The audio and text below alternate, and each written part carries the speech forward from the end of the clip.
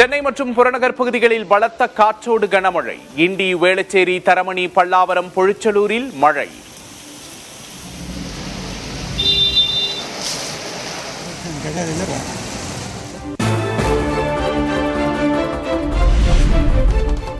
விழுப்புரம் மற்றும் சுற்றுவட்டார பகுதிகளில் பெய்த மழையால் தணிந்தது வெப்பம். சிறுவந்தாடு, கோலியனூர், வளவனூர் உள்ளிட்ட பகுதிகளில் மழை.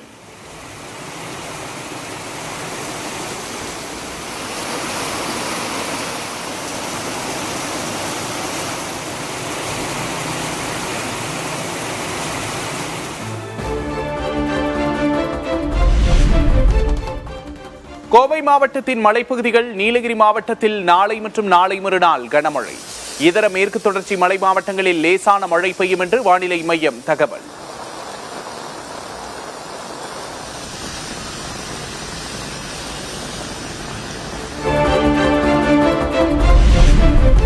உள் தமிழ்நாட்டில் வெப்பநிலை உயரக்கூடும் என்று வானிலை ஆய்வு மையம் அறிவிப்பு.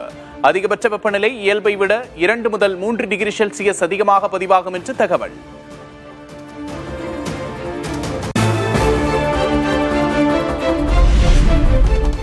வங்கக்கடலில் உருவானது காற்றழுத்த தாழ்வு பகுதி. ஒடிசா மாநிலத்தில் கனமழை பெய்யக்கூடும் என்று வானிலை மையம் எச்சரிக்கை.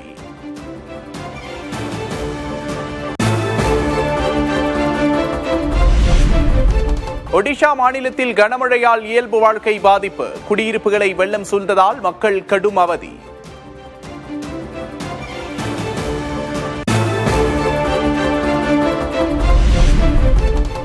பீகார் மாநிலத்தில் பலத்த மழையால் கங்கை ஆற்றில் வெள்ளப்பெருக்கு. பாட்னாவின் பின்டோலி பகுதியை சூழ்ந்த வெள்ளம்.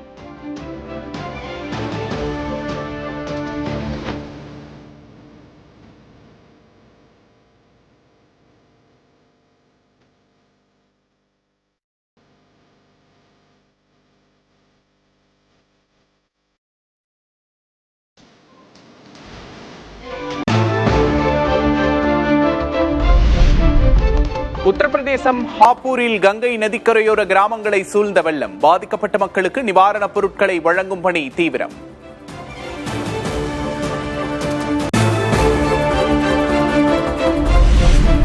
விடுமுறை தினத்தையொட்டி ஒகேனக்கல் அருவியில் குவிந்த சுற்றுலா பயணிகள். மெயினருவி, சினி அருவி, காவிரி ஆற்றில் குளித்து உற்சாகம்.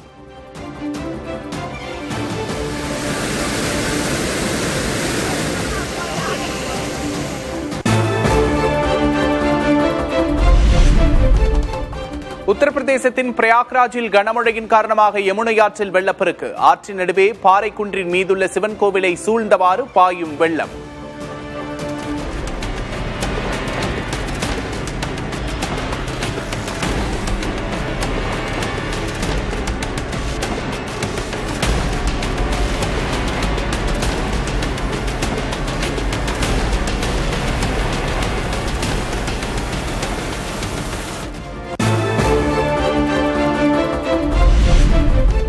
ஜம்மு காஷ்மீர் மாநிலத்தில் பெய்து வரும் கனமழையால் சலால் அணைக்கு நீர்வரத்து அதிகரிப்பு. அணையின் அனைத்து மதகுகளில் இருந்தும் தண்ணீர் திறப்பு.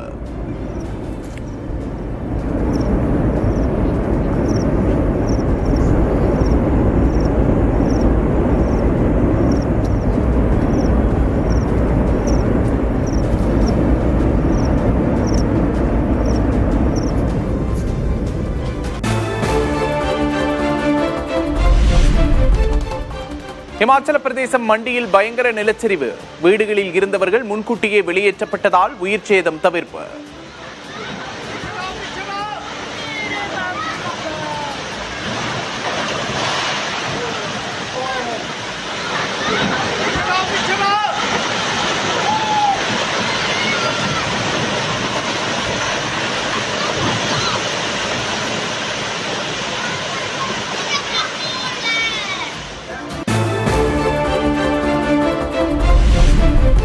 சென்னையில் தங்கத்தின் விலை கடந்த 20 நாட்களில் சவரனுக்கு 14,000 ரூபாய் உயர்வு.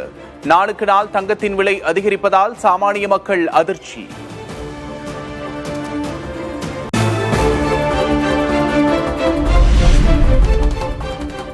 விண்வெளி தொழில்நுட்ப வளர்ச்சியின் பலன்கள் மக்களின் முன்னேற்றத்திற்கு உதவ வேண்டும். விண்வெளித்துறை புத்தாக்க தொழில்துறையோடு உரையாடிய போது பிரதமர் மோடி அறிவுறுத்தல்.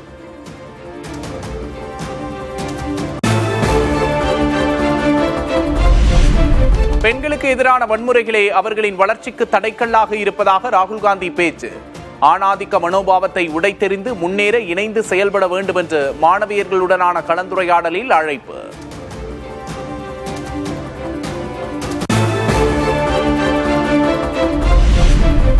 திமுகவில் சென்னையில் மட்டும் 10 மாவட்டங்கள் உருவாக்கப்படும். 2 சட்டமன்ற தொகுதிகளுக்கு ஒரு மாவட்டம் என்ற அடிப்படையில் பிரிப்பு.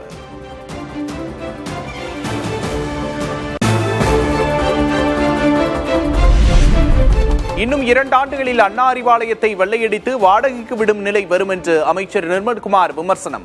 மக்கள் ஆதரவோடு திமுகவை முதல்வர் விஜய் வென்றுவிட்டதாகவும் பேச்சு. உங்களுடைய அண்ணன் விஜய் அவர்கள் அந்த தீயசக்தியை ஒழிச்சே கட்டிட்டாரு. தூக்கி மூட்டை கட்டி வச்சாரு.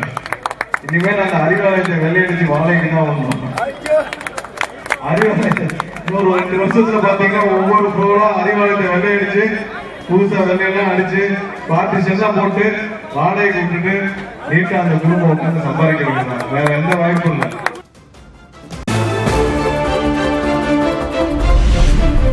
எம்எல்ஏக்களுக்கு கார் கொடுக்கிறார்கள், பயிர்க்கடனை தள்ளுபடி செய்ய பணம் இல்லையா என்று எதிர்க்கட்சித் தலைவர் உதயநிதி ஸ்டாலின் கேள்வி. தாவேக ஆட்சியில் மின் கட்டணம் உயர்ந்து விட்டதாகவும் குற்றச்சாட்டு.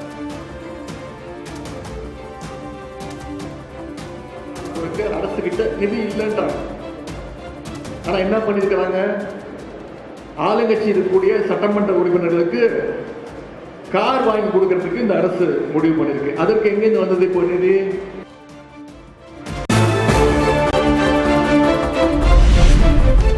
தங்களது எம்எல்ஏக்களை தக்க வைத்துக் கொள்ளவே தாவேக அரசு கார் கொடுக்கிறது.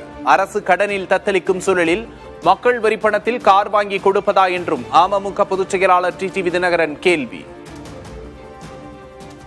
இன்றைக்கு சட்டமன்ற உறுப்பினர்களை தக்க வைத்துக் கொள்வதற்காக மக்கள் வரி பணத்தை, இன்னும் சொல்லப்போனால் எதிர்க்கட்சி சட்டமன்ற உறுப்பினர்கள் தங்களை தாக்குவதை விட வேண்டும் என்பதற்காக, அவர்களை தாஜா செய்வதற்காக இந்த கார்லாம் கொடுக்குறேன்ருக்காங்க. எனக்கு தெரிந்தவரை ஒரு 10-15 எம்எல்ஏக்களுக்கு கார் இல்லாமல் இருக்கலாம். அது அவர் கட்சி நிதியிலேயோ இல்லை அவர் தான் உச்சபட்ச வருமானத்தை விட்டு வந்திருக்கேங்கிறார்ல, அவரே வாங்கி கொடுக்கலாம். அது ஒன்றும் பெரிய விஷயம் இல்லை.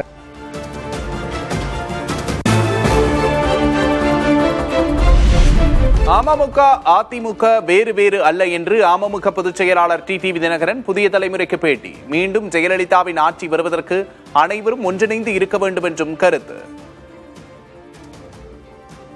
அம்மா மக்கள் முன்னேற்ற கழகமும் அண்ணா திராவிட முன்னேற்ற கழகமும் வேற இல்லை, 2 அம்மாவுடைய கட்சி தான். நான் அவர்கள் கூட தான் நிற்கிறேன். கடந்த தேர்தலில் கூட தான் இருந்தேன். இப்பயும் அவர்கள் கூட தான் நிற்கிறேன். இன்னைக்கு நான் அதிமுக கூட அம்மாவின் தொண்டன் என்கிற முறையில் அவர்களுக்கு உறுதுணையாக நிற்பேன்.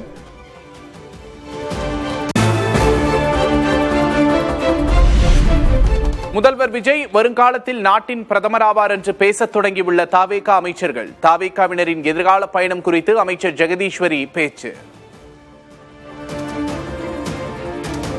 நம்மளுடைய மாண்புமிகு முதலமைச்சர் அவர்கள், அதில் எந்த ஒரு மாற்று கருத்தும் கிடையாது. ஒவ்வொரு நொடியும் நம்ம எல்லாரும் சேர்ந்து அதை நோக்கியே பயணிப்போம்.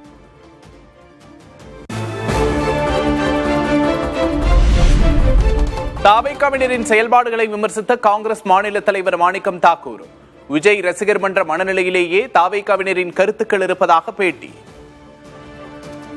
விருதுநகர் மாவட்ட அமைச்சர் ஜெகதீஸ்வரி இன்றைய சிஎம் நாளைய பிஎம் சொல்லியிருக்காங்க. பிரைம் மினிஸ்டரா விஜய் தான் முன்னிறுத்துறாங்க. ராகுல் காந்தி தமிழக வெற்றிக்காலம் ஏற்றுக்கொள்றாங்க நினைக்கிறீங்க? அவங்க இன்னும் எல்லாருமே ரசிகர் பண்ற போர்ட்ல இருக்காங்க. அதனால நீங்க ரசிகர் பண்ற போர்ட்ல இருக்கவங்களை நீங்க ஒன்றும் மாற்ற முடியாது.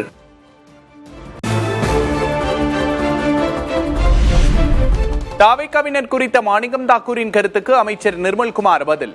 ஒரு சிலர் கூறிய கருத்துக்கு மாணிக்கம் தாக்கூர் பதிலளித்திருப்பதாகவும் தங்கள் தலைவரை குறிப்பிடவில்லை என்றும் பேட்டி.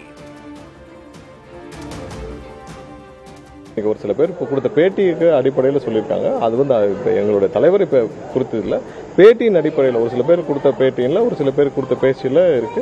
ஸோ சின்ன சின்ன கருத்துக்கள் ஒரு சில பேர் எங்களுடைய அமைச்சர்கள் ஒரு சில பேசினதுக்கு தான் சொல்லியிருக்காங்களே தவிர்த்து அது எங்களுடைய தலைவருக்கு அது கொடுத்ததில்லை.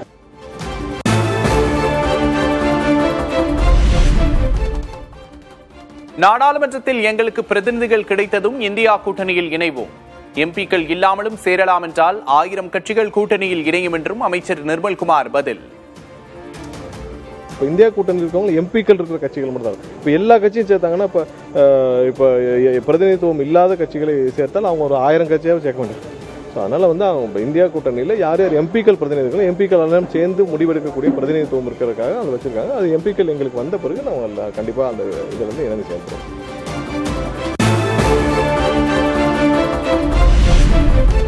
மழையால் பாதிக்கப்பட்ட பயிர்களுக்கு ஏக்கர் ஒன்றுக்கு 30,000 ரூபாய் இழப்பீடு வழங்க வேண்டும். தாவேக அரசுக்கு அதிமுக பொதுச் செயலாளர் எடப்பாடி பழனிசாமி வலியுறுத்தல்.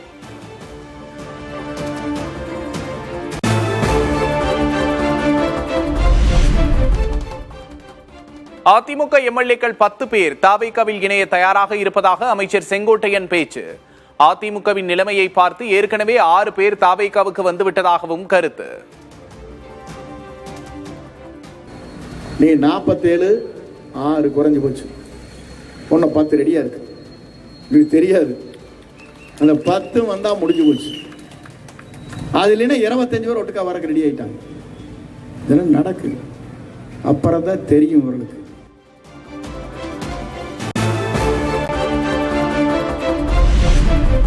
விஜய் அரசை கவிழ்க்க காங்கிரசும் கம்யூனிஸ்ட் கட்சிகளும் நாள் பார்த்துக் கொண்டிருக்கின்றன. ஆதரவை திரும்பப் பெறுவோம் என்று மிரட்டுவதாகவும் பாஜகவின் நாராயணன் திருப்பதி விமர்சனம்.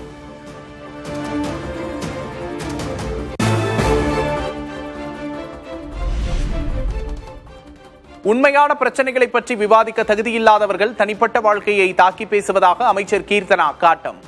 ஒரு பெண்ணின் உடையோ தோற்றமோ ஏன் இன்னும் பொதுவெளியில் விசாரணைக்குரிய விஷயமாக மாற்றப்படுகின்றன என்றும் கேள்வி.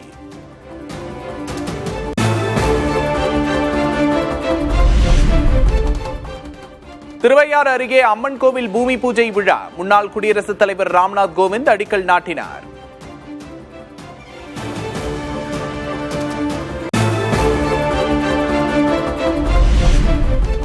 ஆவணி சுபமுகூர்த்த நாளையொட்டி கோவில்களில் நடைபெற்ற திருமணங்கள். திருவந்திபுரம் தேவநாத சுவாமி கோவிலில் காதலனை கரம் பிடித்த திருநங்கை.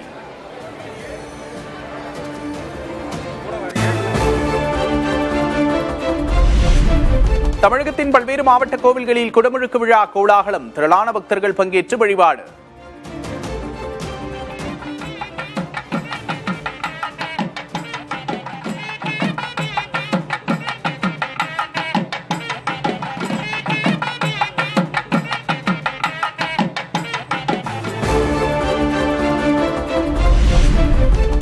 அன்பில் மாரியம்மன் கோவிலில் அம்மை வார்த்தவர்கள் தங்கும் மண்டபம் அமைக்கப்படும் என்ற அறிவிப்பு வெளியான விவகாரம். அறிவியலுக்கு எதிரான மூட நம்பிக்கையின் அடிப்படையில் அறிவிக்கப்பட்டுள்ளதாக எழுந்த விமர்சனங்களுக்கு அமைச்சர் ரமேஷ் பதில்.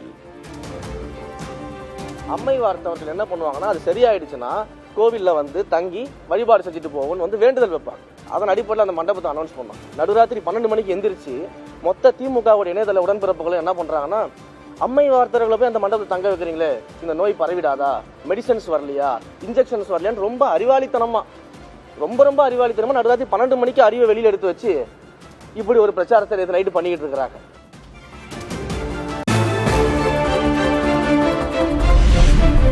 வார விடுமுறை முடிந்து பல்வேறு ஊர்களில் இருந்து சென்னை திரும்பும் மக்கள். உளுந்தூர்பேட்டை சுங்கச்சாவடியில் கடும் போக்குவரத்து நெரிசல்.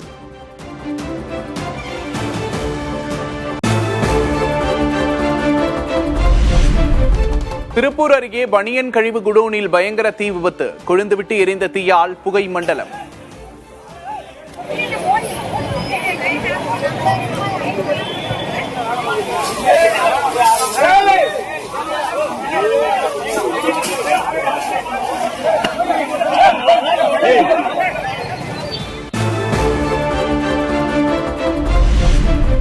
ஆண்டிப்பட்டி சந்தைப்பேட்டை மார்க்கெட்டில் 10 மடங்கு விலை உயர்ந்த வாழை இலை. 500 ரூபாய்க்கு விற்பனை செய்யப்பட்டு வந்த ஒரு கட்டு வாழை இலை 5500 அதிகரிப்பு.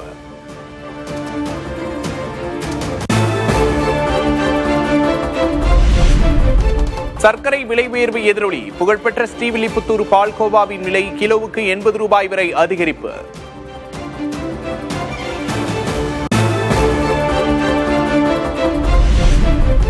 சென்னை தண்டையார்பேட்டையில் தூய்மை பணியாளர்கள் போராட்டம். போராட்டக்காரர்களை குண்டுக்கட்டாக கைது செய்த காவல்துறை.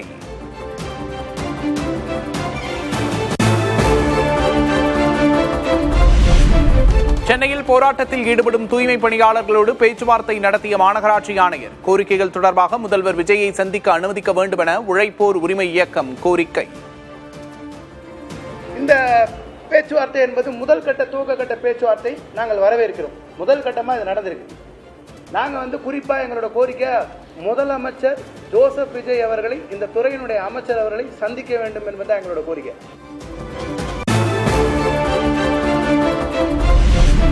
நீட் தேர்வு மற்றும் EWS இடஒதுக்கீட்டை முழுமையாக ரத்து செய்ய வலியுறுத்தல். மத்திய அரசை கண்டித்து காரைக்காலில் திராவிடர் கழகம் சார்பில் இருசக்கர வாகன பேரணி.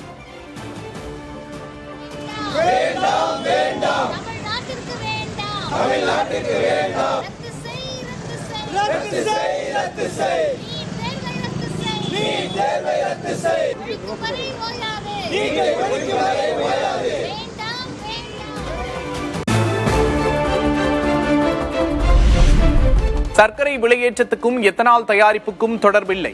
தேவைக்கு ஏற்ப சர்க்கரை கையிருப்பு உள்ளதாகவும் உணவுத்துறை செயலாளர் சஞ்சீவ் சோப்ரா தகவல்.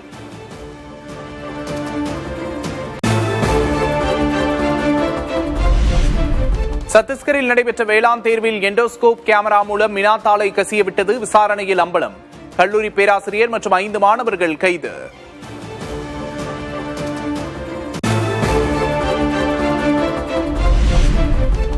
இந்தியாவில் 15 முதல் 29 வயதுக்குட்பட்ட 8,70,00,000 இளைஞர்கள் கல்வி வேலைவாய்ப்பில் பின்தங்கி உள்ளனர். இளைஞர்களின் திறனை மேம்படுத்த தொழிற்பயிற்சி திட்டங்களை செயல்படுத்தவும் நிதி ஆயோக் அமைப்பு அறிவுறுத்தல்.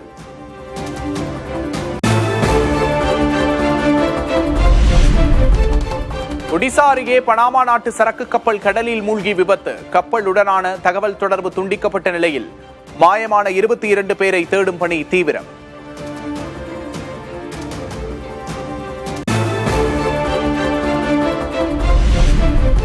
தேசிய பாதுகாப்பு ஆலோசகர் அஜித் தோவல் நாளை சீனா பயணம். இந்திய சீன எல்லை பிரச்சினை தொடர்பாக ஆலோசனை நடத்தப்படும் என்று தகவல்.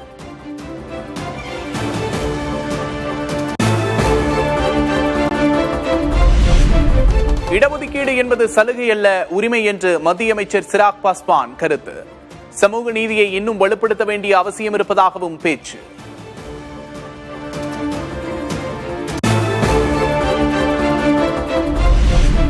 வீடுகளில் LPGக்கு பதில் PNG குழாய் வழி இயற்கை எரிவாயு பயன்பாட்டை ஊக்குவிப்பதில் மத்திய அரசு தீவிரம். மாவட்டந்தோறும் ஒருங்கிணைப்பு அதிகாரிகளை நியமிக்க மாநில அரசுகளுக்கு பெட்ரோலியத்துறை அமைச்சகம் கடிதம்.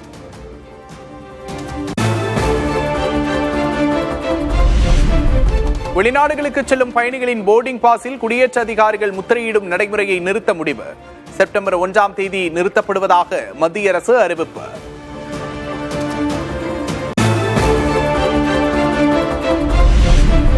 காசாவில் பட்டினியால் தவிக்கும் 10 லட்சம் மக்கள். இஸ்ரேலின் கடும் கட்டுப்பாடுகளால் குடிநீர் கூட போதிய அளவு கிடைக்கவில்லை என்று குமுறும் மக்கள்.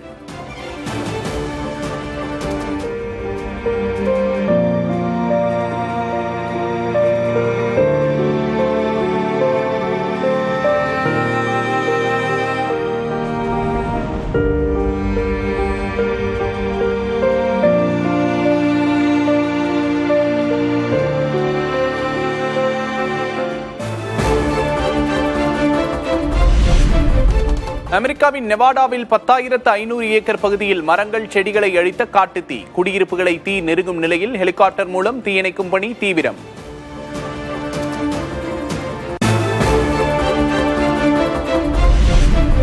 ஆர்டிக் கடல் வழியாக ஐரோப்பாவுக்கு சரக்கு கப்பலை அனுப்பிய தென்கொரியா. மேற்காசிய போர்களால் வழக்கமான பாதை அடிக்கடி பாதிக்கப்படுவதால் புதிய கடல் மார்க்கம் காண முயற்சி.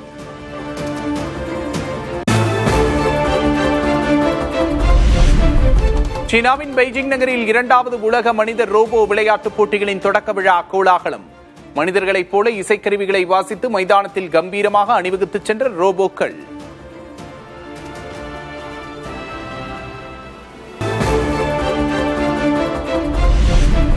சீனாவில் பார்வையாளர்களை கவரும் மனித ரோபாட்டுகளின் விளையாட்டுப் போட்டிகள். குத்துச்சண்டை, தடகள போட்டிகளில் அசத்திய ரோபோக்கள்.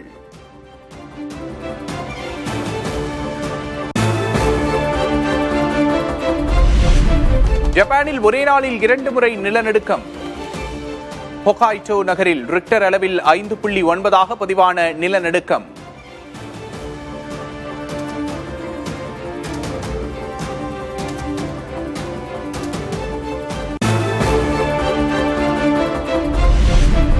இலங்கைக்கு எதிரான இரண்டாவது டெஸ்ட் போட்டியின் முதல் நாள் முடிவில் 5 விக்கெட் இழப்புக்கு 300 ரன்கள் குவித்தது இந்தியா. தேவ்தத் படிக்கல் மீண்டும் சதமடித்து அசத்தல்.